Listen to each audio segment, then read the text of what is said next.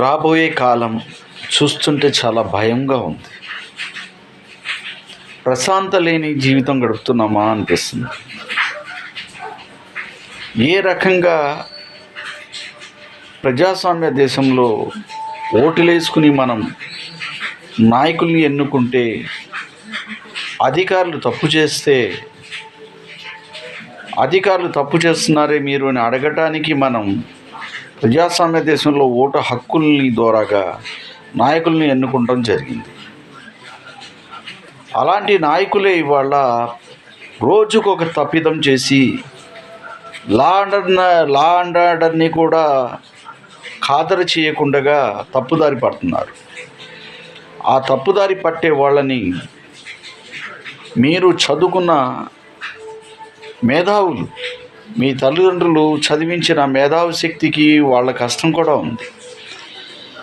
జడ్జీలు కానీ, లాయర్లు కానీ, ప్రభుత్వ అధికారులు కానీ మీరంతా నిజమైన మా ప్రజలకు కాపాడే నిజమైన అసలైన వాళ్ళు, మానవత్వంతో పనిచేసే వాళ్ళు మీరు అధికారులే. ఆ అధికారులు తోడ్బలంతో నాయకులు మీరు అధికారులు తప్పు చేస్తారని, అలాంటి తప్పిదాలు చేయకూడదని నాయకులు అనేది వచ్చి మిమ్మల్ని తప్పు చేస్తుంటే అడిగే అధికారమే మీకు ఇచ్చామే కానీ మేము, లేకపోతే వాళ్ళ అవసరంలా మనకు నాయకులు.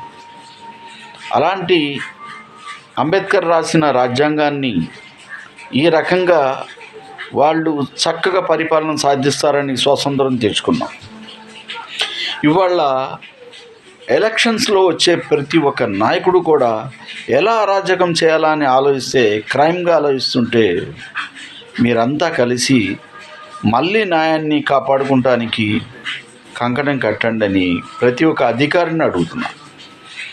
జడ్జీలని కానీ, పోలీస్ అధికారులను కానీ, న్యాయ వ్యవస్థలను కానీ నేను అడుగుతున్నా.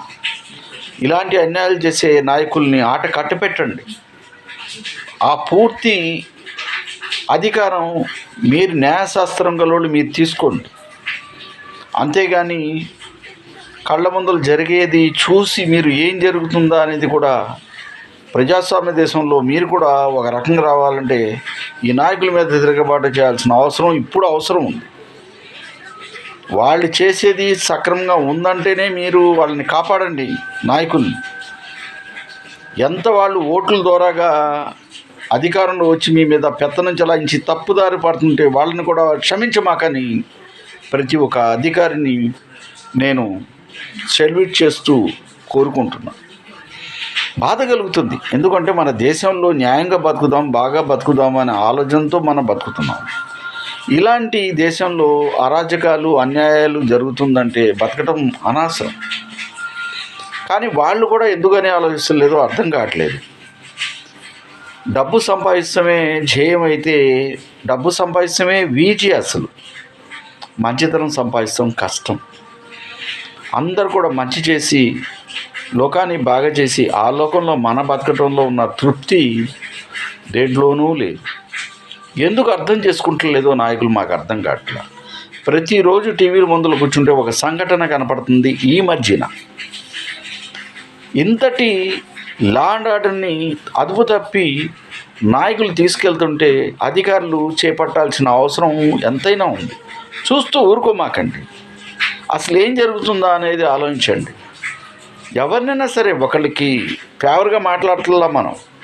కొంతమంది నలుగురితో బాగా ఉండి మనం కూడా ఒక్క లోకంలో బతుకుదాం అనుకునే వాళ్ళు, మాలాంటి వాళ్ళు కొంతమంది ఉంటారు.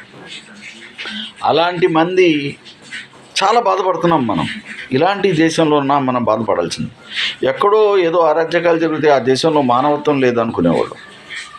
కానీ మన భారతదేశంలో జరగబోతున్నాయి, ఇప్పుడు చూడాల్సిన సంఘటనలు ఎన్నో కలుగుతున్నాయి. ఇలాంటి సందర్భం రాకుండా మా ప్రజలని, మమ్మల్ని స్వేచ్ఛగా కాపాడతారని, లా అండ్ ఆర్డర్ని చేతిలో పెట్టుకుని అధికారులు మీరే మీ లా అండ్ ఆర్డర్ని కాపాడుకుంటారని అధికారులని నేను సెల్యూట్ చేసి వేడుకుంటున్నాను. దాన్ని కాపాడండి. మానవత్వంతో మీరు కూడా ఆలోచించండి. చాలా అరాజకాలు జరుగుతున్నాయి. ఇది తప్పిదం. ఇది నాయకులు పరిపాలించి మిమ్మల్ని తప్పు చేస్తే మాట్లాడే విధంగా తయారవ్వాలి, కానీ వాళ్ళు తప్పిదం చేసి మిమ్మల్ని కూడా బెదిరేసి మిమ్మల్ని ఎదిరించేటట్టు నాయకులు తయారవకూడదు. అలా మీకు కూడా ఎదిరించే నాయకులుగా తయారవుతున్నారని, మిమ్మల్ని కూడా బాధ పెడుతున్నారని చూసి తట్టుకోలేక ఈ వీడియో తయారు చేయాల్సి వస్తుంది. దయచేసి ఇప్పటికైనా మంచి లోకం సృష్టించుకుందాం. నాయకుల్ని కూడా మారమంటున్నాను నేను. నాయకులు కూడా సక్రమంగా ప్రజలు ఎవరైతే ఎన్నుకున్నారో, ప్రజలకి ఏది కావాలనుకుంటున్నారో న్యాయబద్ధంగా అది మాట్లాడితే మా ఇష్టంతో మేము కోరుకుంటాము. అలా కూడా వాళ్ళు కూడా వచ్చి ఆ రకంగా పరిపాలన చేయాలని ప్రతి ఒక్క నాయకుడిని నేను ఈ వీడియో ద్వారాగా నేను ఒక సందేశం ఇస్తున్నాను. దీన్ని కోపగించుకుంటారు, బాధపడతారు, నిజమే చెప్పానని కొంత మారుతారు. మీ విజ్ఞానానికే వదిలేస్తున్నాను. మన భారతదేశాన్ని కాపాడండి, అందరం చక్కగా బతుకుదామని, ఎవరికి ఇబ్బందులు కడగకుండా చూసుకుని తెలివితేటలతో నాయకులు లోకాన్ని నడపాలని నేను కోరుకుంటున్నాను. అట్లా ప్రతి ఒక్కరి ఓటర్స్ కూడా కోరుకుంటున్నారు. అవగాహన లేని కొంతమంది ఓట్లయితే వేసి వస్తున్నాం, కానీ ఏది చేయాలో ఏది చేయకూడదో చాలామందికి తెలియట్లేదు.